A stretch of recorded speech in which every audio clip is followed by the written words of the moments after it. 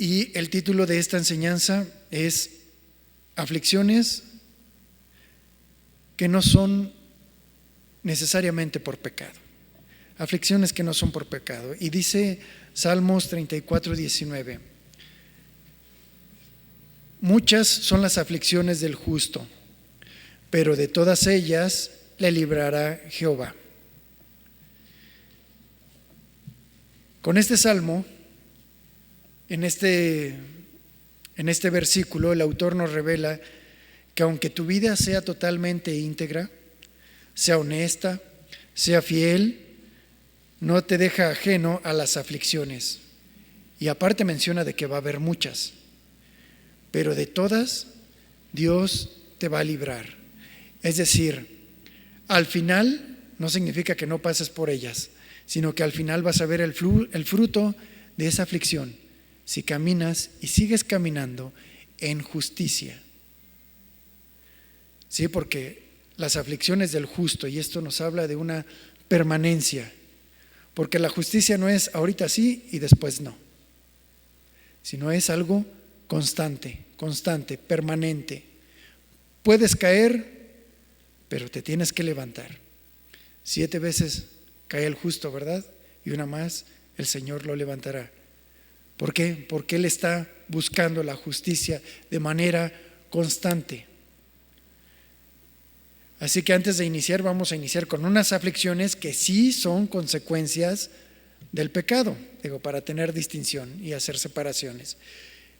Y un ejemplo de esto es justamente la separación y el desastre que provoca la infidelidad, el adulterio, donde no solamente se dañan, se afectan a los más cercanos, a la esposa, a los hijos, sino que también se daña a terceros. El ejemplo bíblico es un pecado conocido que todos ubicamos, y es justamente el del rey David con una mujer llamada Betsabé. Ese adulterio terminó en el asesinato del marido de esta mujer, y debido a esto provocó la división de su reino y las consecuencias también trágicas en su propia vida familiar. Y esto fue dicho de parte del mismo Dios en 2 de Samuel 12, versículo 10. Esto es lo que dice Dios a través del profeta, y le dice: por lo que acabas de hacer, por lo cual ahora no se apartará jamás de tu casa la espada. Y aquí dice algo muy, muy interesante: por cuanto me menospreciaste y tomaste la mujer de Urías el Eteo para que fuera tu mujer. En otras palabras, ¿a quién fue a quien David había ofendido? Fue a Dios, primeramente. Él fue el ofendido. Y así ha dicho Jehová: yo haré que de tu misma casa se alce el mal en contra de ti. Tomaré a tus mujeres delante de tus ojos y las entregaré a tu prójimo, el cual se acostará con ellas a la luz del sol. Porque lo que tú hiciste en secreto, porque tú lo hiciste en secreto, pero yo haré que esto esté delante de Israel y a plena luz del sol. Y aquí es directa la advertencia y las consecuencias de parte de Dios hacia el pecado que cometió David. Así que entre más alto nos encontremos o se encuentre el hombre o la mujer en un grado de responsabilidad y llega a cometer algún pecado, mayor serán las consecuencias.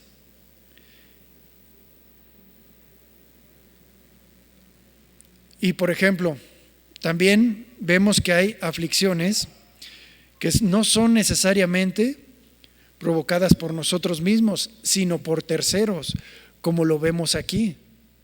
Las mujeres y el pueblo iba a sufrir a causa de la irresponsabilidad de su rey. Y bueno, para muestra bastante botón, en nuestro país la violencia que se produce a causa del pecado también afecta a muchos otros y nos afecta a nosotros, ¿no es verdad? Así que ahí vemos también aflicciones por el pecado de algunos otros.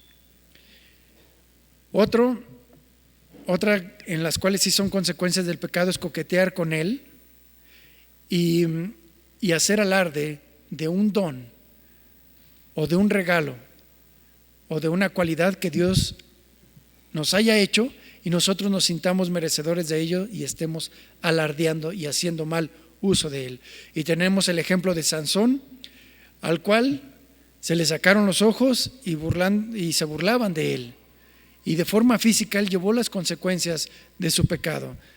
Sansón tenía una encomienda, la cual era derrotar a sus enemigos, pero no lo hizo. Más bien, él se dejó arrastrar por el deseo y sus caprichos, y lo que sembró, eso cosechó. ¿Y qué necesidad hay de terminar como él lo hizo? Otra aflicción que sí es consecuencia del pecado,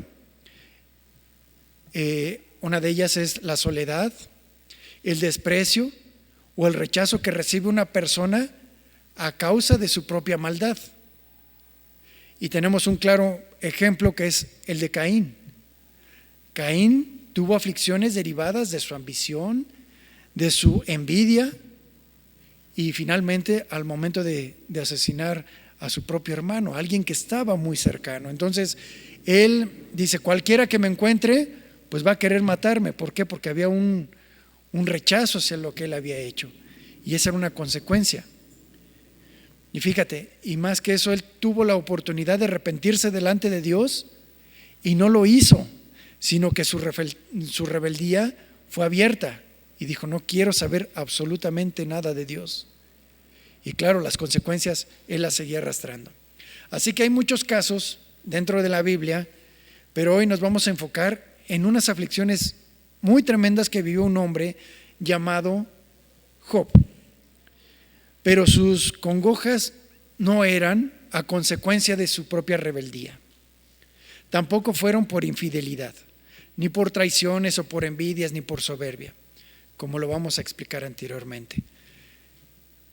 Job no era judío, y los estudiosos dicen y estiman que él vivió más o menos en la época de Abraham, Isaac y Jacob, alrededor de unos 1100 años antes de Cristo. La tierra de Uz es el sitio donde se desarrolla la trama de su libro, y este lugar se encontraba al sur de Israel, no muy lejano hacia las tribus. Y es seguro que Job escuchó de la fama del Dios de Abraham, de Isaac y de Jacob.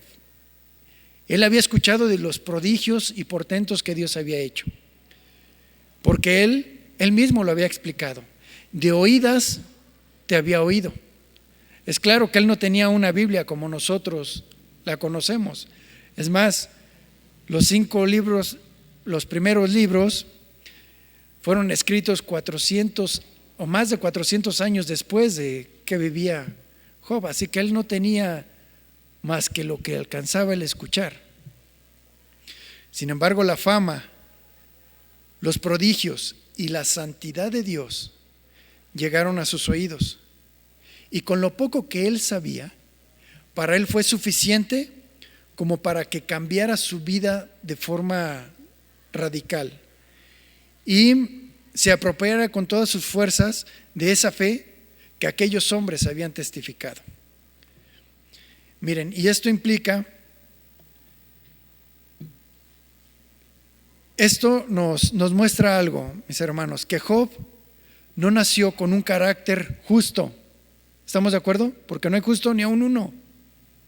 Él no nació con ese carácter, ni tampoco nació con un carácter perfecto ni recto. No nació con el temor a Dios. Por lo tanto, era también él un pecador, así como tú y como yo. Sin embargo, lo que hacía la diferencia por la cual él sobresalía delante de todos los hombres fue su arrepentimiento, demostrado a través de sus frutos. Así que Job no era más que un hombre, un pecador perdonado y arrepentido, que había cambiado totalmente su forma de vivir y su vida era totalmente otra.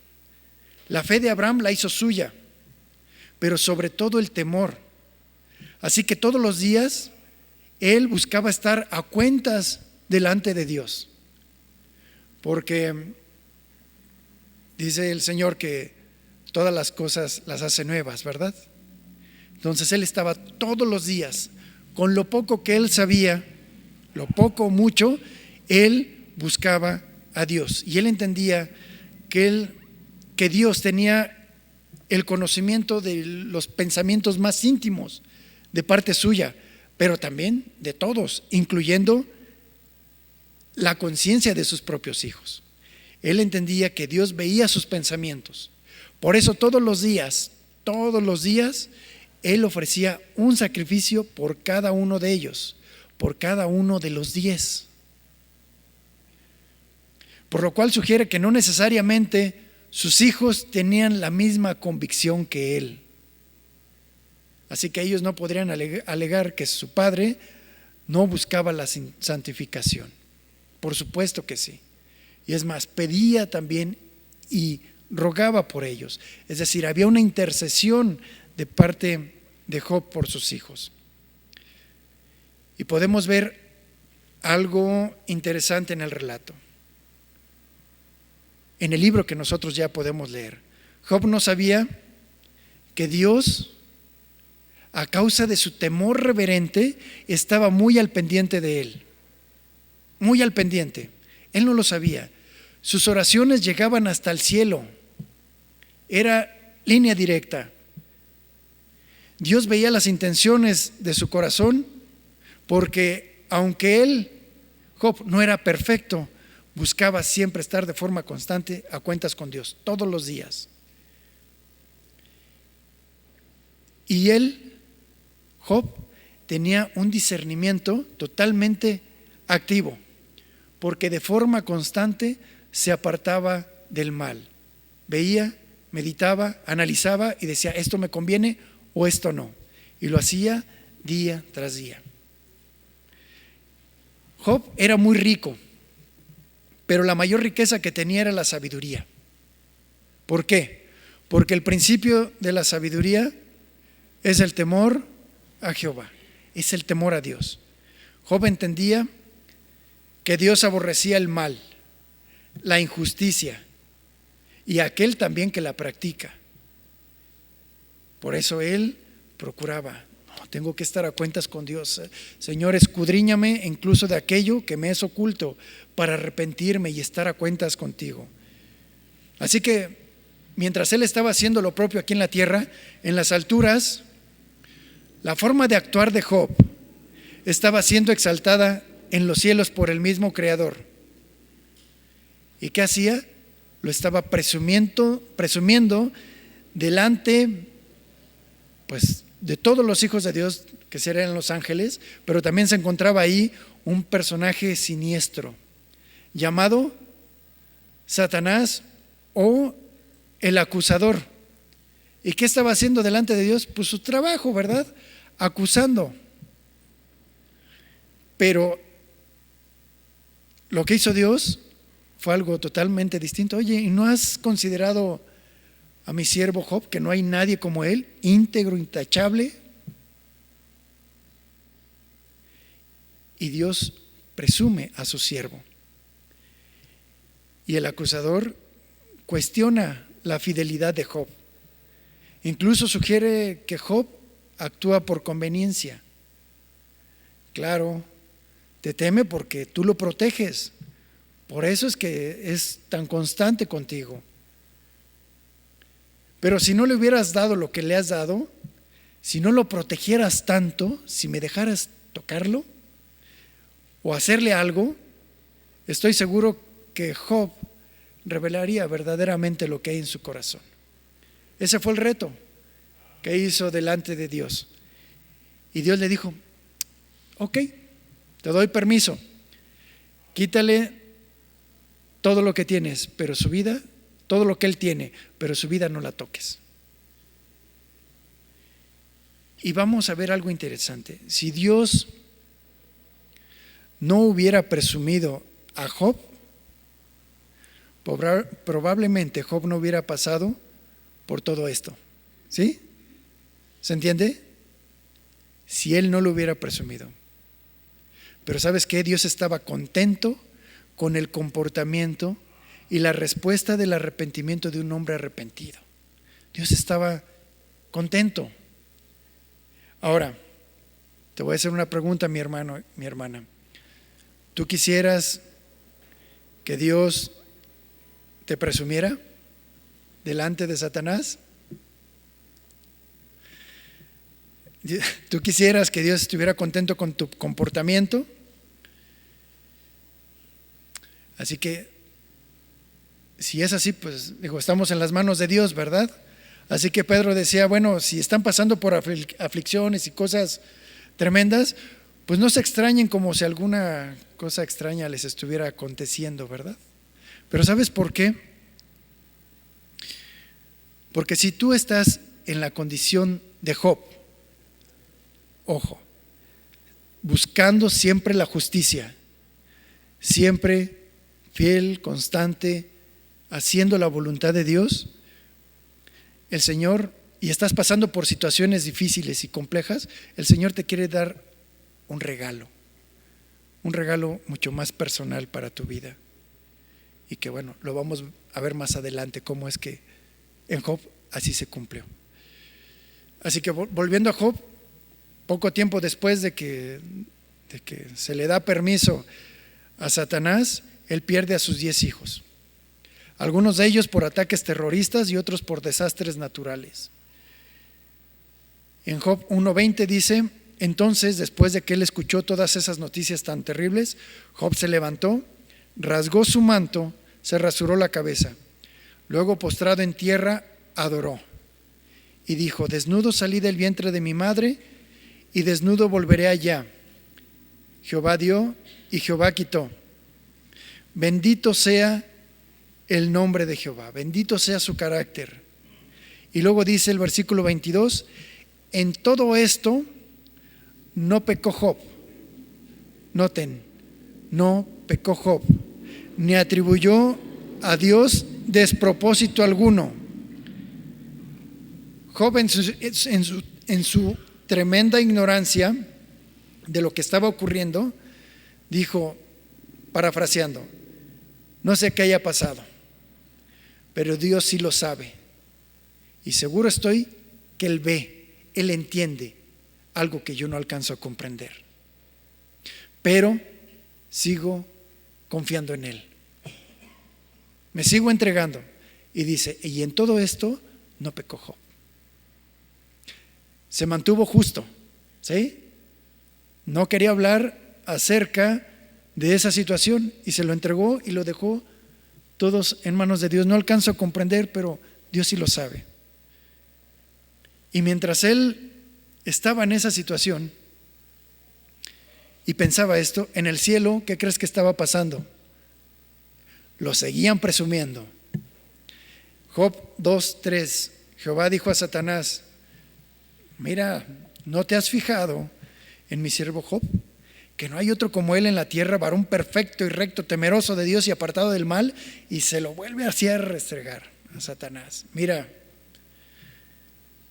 todavía mantiene su integridad, a pesar de que tú me incitaste contra él para que lo arruinara sin causa, gratis hasta ese momento.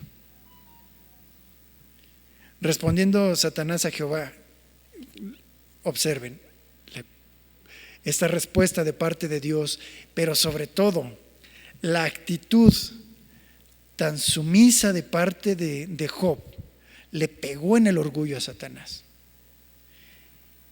Y respondiendo Satanás dijo: si piel por piel, todo lo que el hombre tiene lo dará por su vida, pero extiende tu mano, toca su hueso y su carne, de forma física, O sea, ya no lo que está alrededor, tócalo a Él y verás si no blasfema contra ti en tu misma presencia. Y el Señor Jehová le dijo: está bien, Él está en tus manos, pero te pongo límites, pero guarda su vida, no la toques, tienes prohibido. Entonces aquí vemos que detrás de todo lo que le estaba aconteciendo estaba Dios con una voluntad permisiva. Le estaba dando permiso a Satanás para que hiciera lo que después nos dice el versículo 7. Salió entonces Satanás de la presencia de Jehová e hirió a Job con una llaga maligna desde la planta del pie hasta la coronilla de la cabeza. Imagínate cómo se sentía Job de forma moral y de forma física.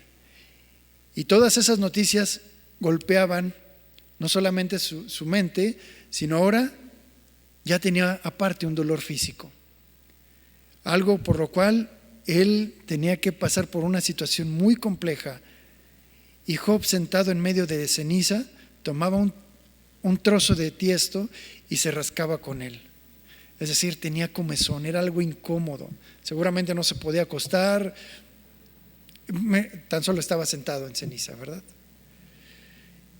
Entonces le dijo a su mujer: ahora pongámonos en el lugar de la mujer, porque este padecimiento, por lo que estaba pasando Job, pues no solamente le afectaba a él, sino también le afectaba a su esposa, porque ella también había perdido a 10 hijos, y de una manera muy trágica, y ahora ve a su esposo en una situación muy vulnerable, enfermo, y ella desconsolada y no entendiendo el comportamiento de su esposo, le dice: ¿aún te mantienes en tu integridad? Maldice a Dios y muérete. O sea, la circunstancia por la que ella estaba pasando era algo muy tremendo y muy difícil. Y él le dijo: como suele hablar cualquier mujer insensata, así has hablado. Pues ¿qué? ¿Recibiremos de Dios el bien y el mal no lo recibiremos? Y si alcanzan a notar, Job le está predicando estando en esa circunstancia, estando en esa situación, y la está motivando y le está hablando de tal manera que ella reconsidere otra vez sus palabras, porque de la abundancia del corazón habla la boca, y lo que él no quería es que en el corazón de su esposa se anidara la amargura, y menos en contra de Dios. Así que cuando él ve que la integridad de Dios, la honorabilidad de Dios se ve entredicha por la propia boca de su esposa, él le dice: reconsidera lo que estás diciendo, reconsidéralo, porque hay algo que tú no alcanzas a ver, ni yo tampoco, pero él sí, y yo estoy confiando en eso, y eso es lo que te quiero compartir. Confía en él. Y entonces vemos en el versículo lo que dice: en todo esto no pecó Job con sus labios. Y nuevamente se mantiene Job de manera íntegra. Entonces ya vemos una situación totalmente compleja en la vida de este hombre. Y para aterrizarlo de forma práctica, imagínate a ti que tú te encuentras, después de haberte arrepentido de todo tu corazón, te encuentras buscando a Dios, corrigiendo todo aquello. Ya no dices malas palabras, ya no dices mentiras, ya estás buscando la unión con tu familia, tu forma de comportarte es totalmente diferente, dejas de hacer aquello que practicabas y ahora mantienes tu integridad, eres fiel, honesto,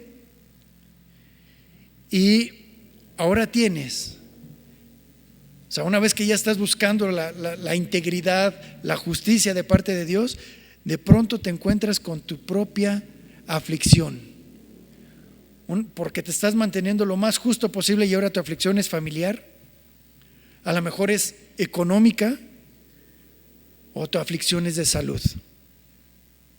Y tus más cercanos, incluso tu propia familia, te dice: ¿dónde está tu Dios? Y así como Job, tú le hablas para que ellos reconsideren y se reconcilien con Dios. Y en todo esto no has pecado.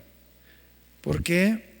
Porque todos los días estás buscando de forma constante ponerte a cuentas con Dios. No entiendes lo que está pasando a tu alrededor.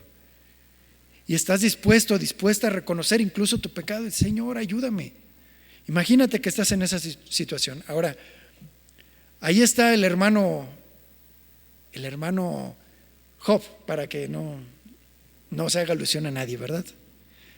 O está la hermana Jobita, ¿no? Ya sea uno o los dos, para que cada quien se ponga en el lugar de cada uno de ellos. Y entonces, ahí está el hermano Job, la hermana Jobita, caminando lento, pero agarrándose de Dios, porque no tiene respuestas por aquello que le está pasando, ¿no? Y de repente, pues llegan los hermanitos, ¿verdad? En Job 2:11 llegan los amigos de Job, Elifaz, Bildad y Zofar.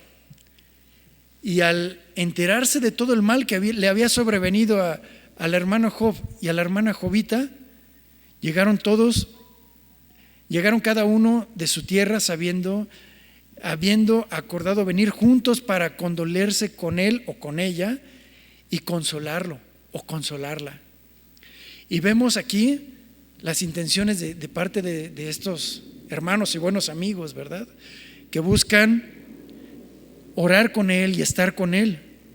Y dice, y estos alzando los ojos desde lejos, no lo reconocieron. Si no puede ser que sea nuestro amigo, nuestro hermano o nuestra hermana en esta situación, ¿verdad? Entonces ellos lloraron a gritos y rasgó cada uno su manto y esparcieron polvo los tres sobre sus cabezas hacia el cielo. Y así permanecieron ellos con él sentados en tierra durante 7 días y 7 noches. Ahí, constantes, fieles. Aquí estamos, mi hermano. Aquí estamos, mi hermana. Y ninguno decía ninguna palabra. Imagínense el impacto que generó eso, que no hablaban. ¿Por qué? Porque veían que su dolor era muy, muy grande. En este tipo de circunstancias, lo mejor es la compañía, ¿verdad? ¿Qué te puedo decir? Mira, estoy contigo, me duelo, lloro contigo, estoy aquí contigo. No hay palabras en esos 7 días. Y después de esto, el que abre su boca es Job, el hermano Job o la hermana Jobita. Y entonces él maldice el día en el que nace. Y ahora vemos cómo es que se desbordan las emociones de él o de ella, ¿no? Y exclamó Job y dijo: perezca el día en que yo nací y la noche en que se dijo, un varón ha sido concebido. Así que él maldice desde el día de su concepción. Después de todo esto, de que él se empieza a desahogar, imagínense, toda una tormenta de emociones en su corazón. Después de todo esto, los amigos o los hermanos intentaron ayudarle. Híjole, no queremos verte así, nos duele que estés así. Y de repente, como para ellos fue blanco o negro, entonces dicen: híjole, te vamos a ayudar a ver qué pecado cometiste como para estar en esta situación o en esta circunstancia. Y entonces empieza uno: mira, te voy a ayudar, a lo mejor fue esto. Y Job decía: no, yo me mantengo, y a cada uno le daba su respuesta: no, me mantengo íntegro. Y él buscaba y defendía su integridad, pero cada uno de ellos buscaba: no, búscale, piensa en algo. Y Job decía: no, a lo mejor tienes un pecado oculto. Y para ellos era blanco o negro, porque no podían encontrar una razón por la cual el hermano Job o la hermana Jobita estuvieran pasando por tal situación tan tremenda, y luego pues por tiempo, ¿no? Y esto, y en eso entra un joven que sí era judío, llamado Eliud, y después que escucha todo esto, todo este intercambio, él se enoja con los amigos, incluso con Job. Y él, de una manera muy sabia, abre una posibilidad muy distinta, porque ya no es negro ni blanco. Y él expone que los padecimientos muy probablemente no tengan que ver con cosas del pasado, sino que Dios en su sabiduría, esos padecimientos tengan que ver con advertencias para el futuro, en las cuales, si una persona no está atenta, entonces pasará de noche la lección y no habrás aprendido lo que Dios quiere enseñarte. ¿Por qué? Porque Dios puede prever para futuro qué te pudiera estar pasando. Y puede ser que en un futuro el orgullo, la soberbia, la ambición o algo que solamente Dios sabe se pudiera levantar y ya no continúes buscando a Dios como lo estabas buscando.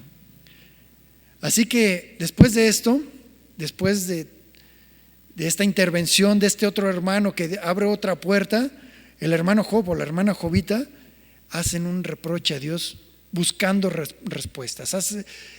Recordemos, está en un mar de emociones, pero durante esos arranques que él tiene, Job busca siempre mantener la esperanza en Dios, y en algún momento dice: aunque él me matare, seguiré confiando en él. No entiendo, necesito respuestas. Bueno, fue tanto que finalmente sí recibe una respuesta, y viene el mismo Dios y se presenta delante de él como un torbellino. Y más que respuestas, Dios más bien lo lleva por un tour por el universo y su propia creación, narrándole incluso los hábitos de los animales salvajes. Y lo lleva y le empieza a hablar acerca de constelaciones y de cosas que no tenían nada que ver con la situación que le estaba pasando. Y entonces Dios lo reta para que por un día nada más, él pudiera dar el castigo a todas las injusticias que hay en el mundo. Y lo estuvo retando y le estuvo hablando más de la magnificencia de Dios y de toda la complejidad que hay en el universo, y dice: de todo esto, de lo más pequeño, yo tengo el control. Y esto fue de tal impacto para Job que dice: si él tiene cuidado de los animales, que no se le salga un asteroide, que no se salga un planeta, que a cada uno de los polluelos, de los leoncillos, a todos les da de comer, esto por lo que estoy pasando seguramente es porque él tiene el control. Y entonces él declara y dice: de oídas te había oído, pero ahora mis ojos te ven. Esto es una frase poética. No se entiende que nadie ha visto a Dios, pero él en su entendimiento lo comprendió. Él sabía claramente que era Dios, y bueno, vemos en la narración algo verdaderamente asombroso. Él lo entendió, lo comprendió, lo hizo suyo. Eso fue lo que había pasado en ese momento. Y Job no es que no haya conocido a Dios, sí lo conocía. ¿Por qué? Con lo poco que él tenía. En cierta medida sí lo conocía, pero podríamos decir, bueno, en realidad está diciendo que no lo conocía tanto. En realidad nadie lo conocemos como Dios es. Y imagínense, pues eso es la vida eterna. Pero lo que él sabía lo practicaba, lo ponía de forma constante.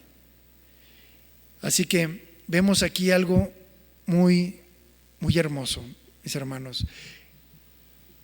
que Dios, en su infinito conocimiento, Él sabía en qué situación iba a llegar Job, y lo que quería era darle un regalo.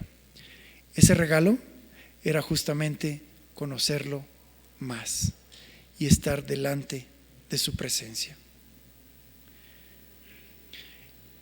Así que el hecho de que Dios haya presumido a Job delante de Satanás tenía uno de los propósitos, era justamente que Job, en esa situación tan difícil y tan compleja por la que estaba viviendo, Dios fuera revelado a él y Job lo conociera de una forma muchísimo más íntima, muchísimo más personal.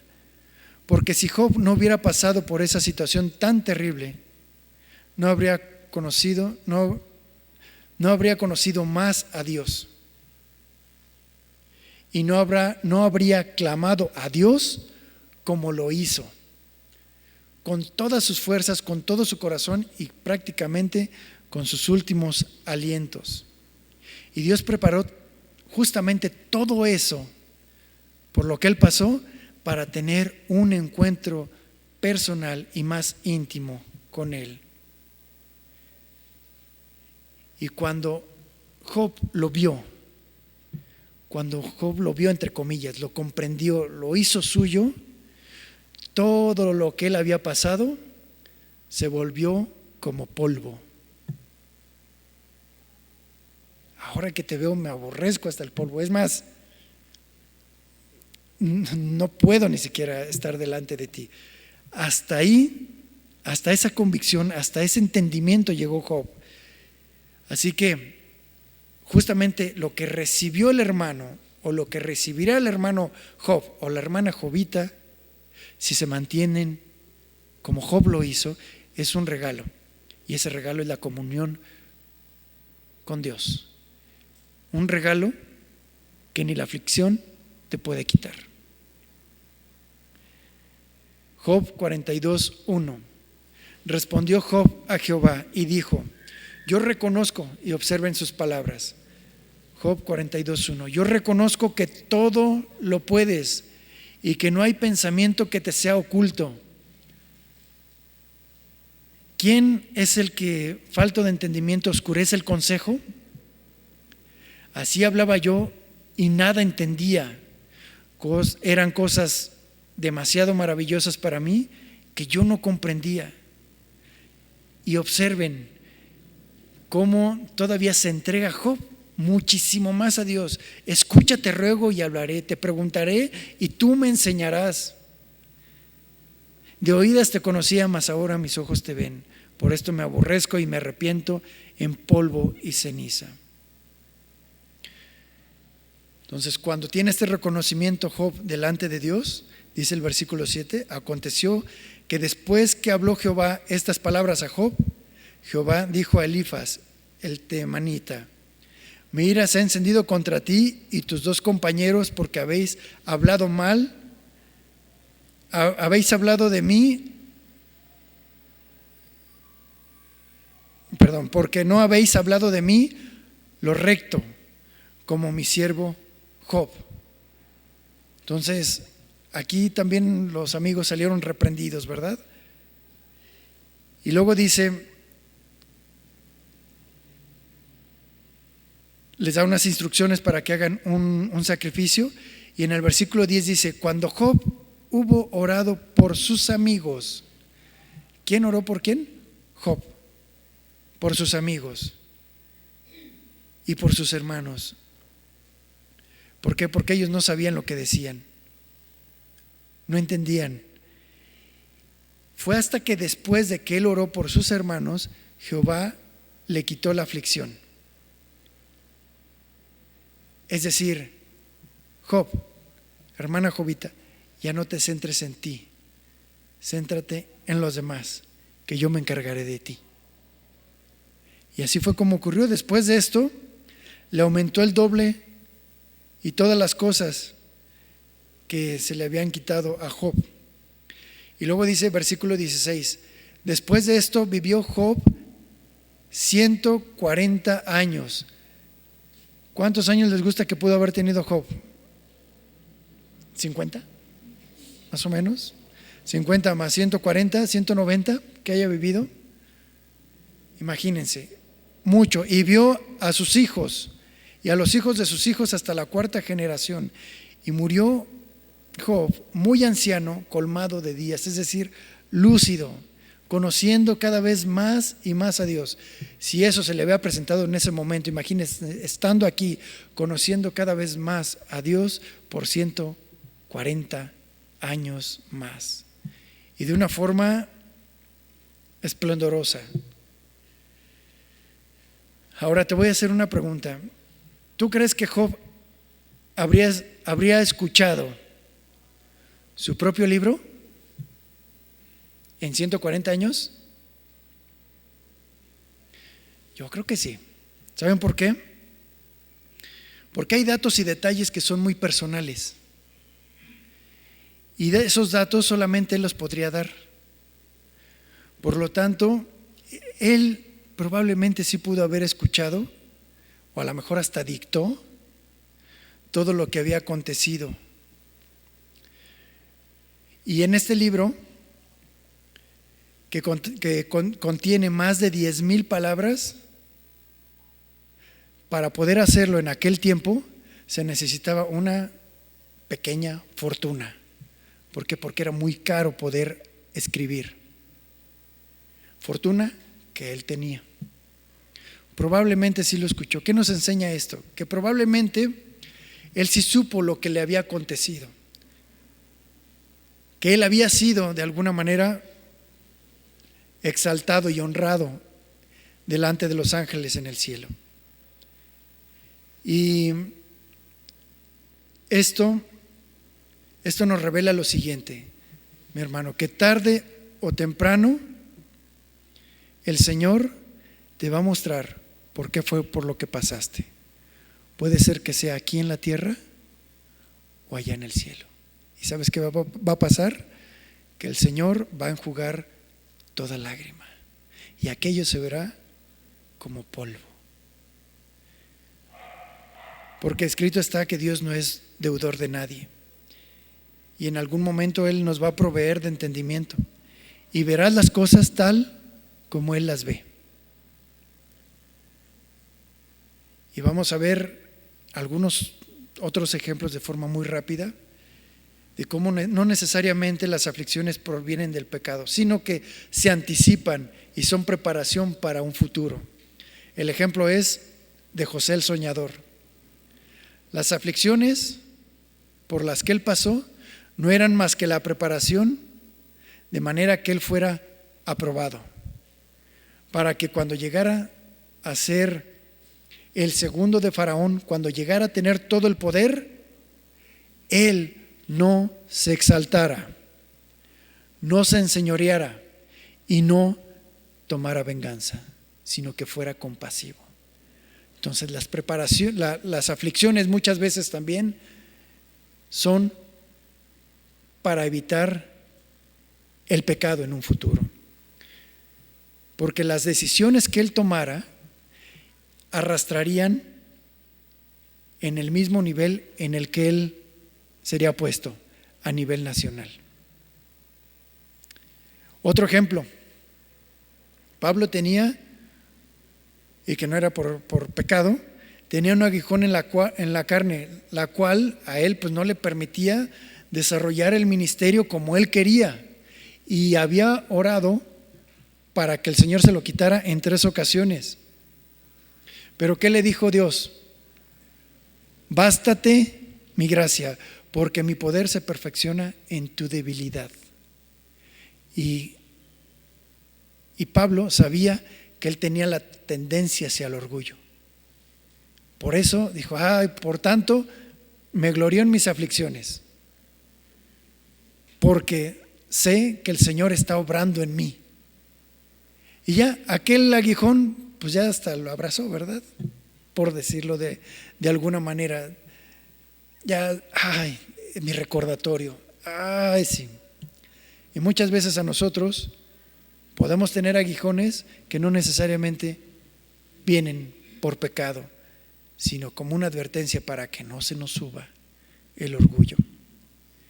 Y bueno, el ejemplo máximo de aflicción en la vida y en el cuerpo del Señor Jesús, que no cometió pecado, sino que por nosotros se hizo pecado,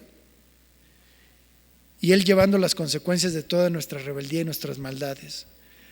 Y Jesús, en profunda reverencia, también preguntó, consultó como lo hizo Job: ¿por qué me has abandonado?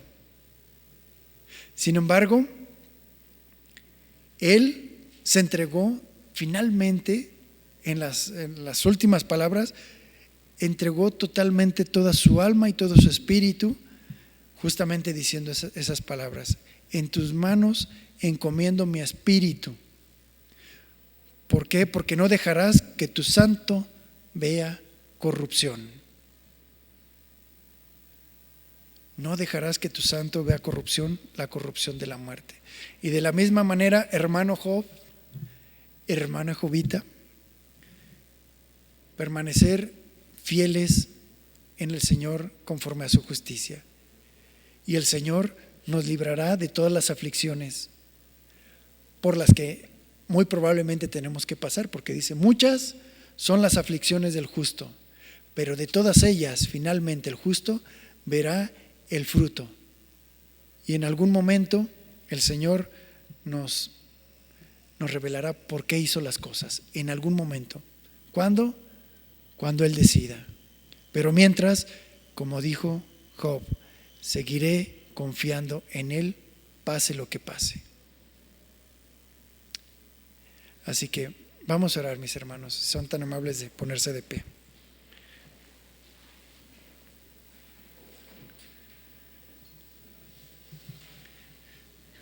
Bendito y amado Dios, muchísimas gracias, Señor, te damos por todo lo que permites en nuestras vidas. Y sobre todo te damos gracias por la vida de aquel hombre llamado Job, en el cual su integridad, su temor delante de ti fue puesto como ejemplo para miles de generaciones, con el propósito también de enseñarnos de que tú no eres un Dios lejano ni ajeno al dolor del justo, y que tus pensamientos, Señor, están justamente mucho más altos que los nuestros, y tus pensamientos están sobre nosotros, tu mirada está sobre nosotros. Y así como trataste de forma muy personal y muy particular a Job, sabiendo cuál iba a ser la respuesta, también con nosotros harás lo mismo. Lo harás de forma particular y de forma muy distinta, conforme a tu sabiduría que es inagotable. Y por eso te lo agradecemos, por eso te alabamos, porque ahora vemos entre sombras, pero en aquel día veremos claramente, y el gozo será tanto que lo pasado será infinitamente pequeño, porque tú lo llenas todo. Y la sed por conocerte, Señor, será saciada, pero nunca suficiente, porque siempre necesitaremos conocerte cada vez más. Te agradecemos por todo lo que haces en nuestras vidas. Muchísimas gracias, Señor. Sigue trabajando en nosotros, porque buscamos agradarte, Señor. Y sabemos que nuestras vidas siempre están en el hueco de tu mano. Muchas gracias. En el nombre bendito de tu Hijo Jesús. Amén.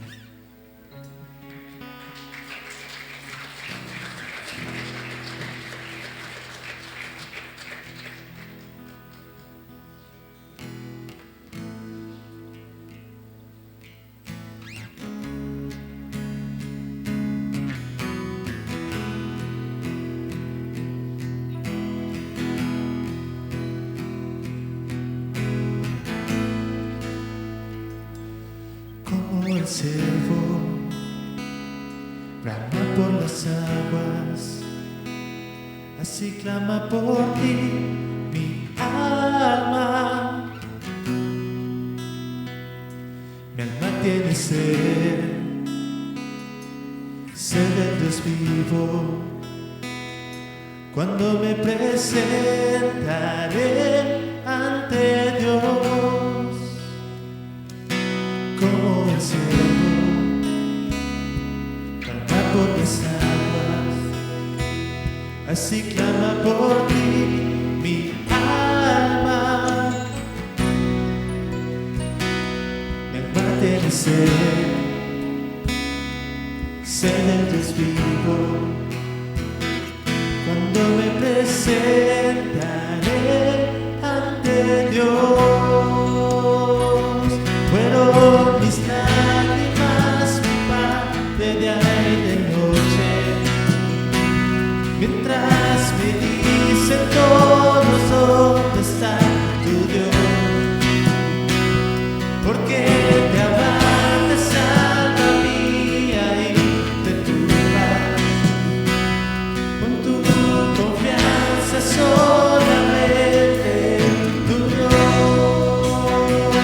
Si mi alma está abatida,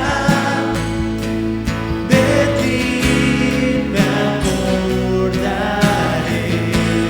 Y si el mar se embravece, de nada temeré. Cada día mandas tu misericordia, tu canción de noche conmigo estará.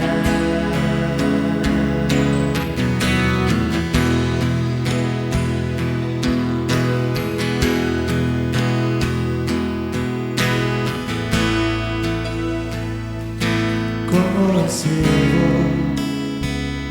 clama por las aguas, así clama por ti mi alma. Mi alma tiene sed de Dios vivo. Cuando me presentaré ante Dios como el cielo, clama por las aguas, así clama por ti mi alma. Mi alma tiene sed de Dios vivo. Cuando me presentaré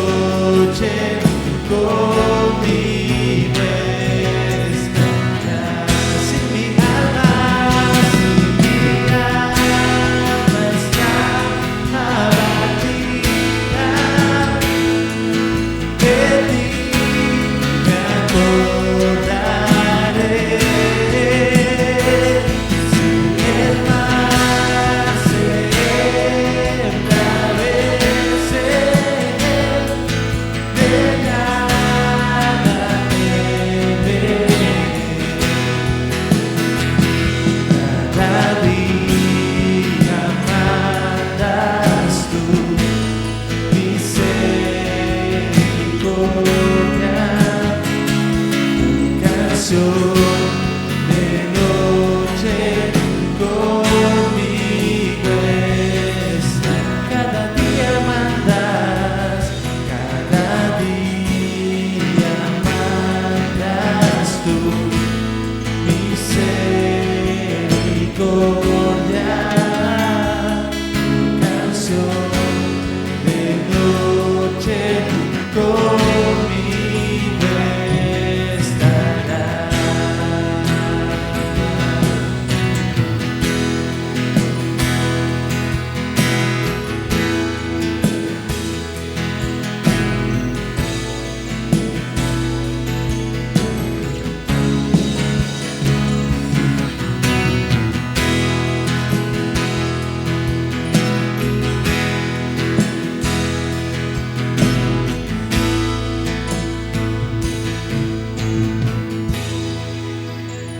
Aplaudamos fuerte a nuestro Dios.